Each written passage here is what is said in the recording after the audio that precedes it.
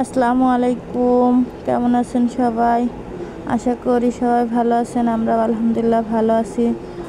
আমি রান্না করছি ব্রয়লার মুরগি দিয়ে, ওল দিয়ে, মুরগির মাংস দিয়ে, ওল দিয়ে।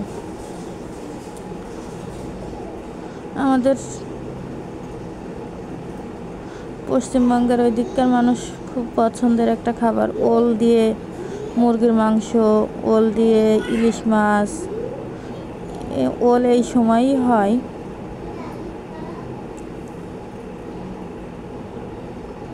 মুরগিটা একটু কষানোর পরে, কিছুক্ষণ কষানোর পরে তারপর ওলটা দেব। ওল তো নরম, একদম নরম।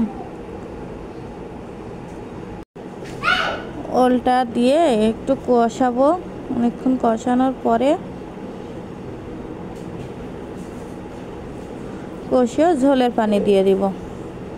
যে যেরকম ঝোল খাই সেরকম ঝোল দিতে পারে।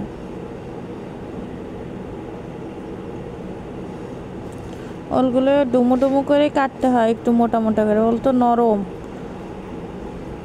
নাইলে তরকারির ভিতরে গলে যাবে।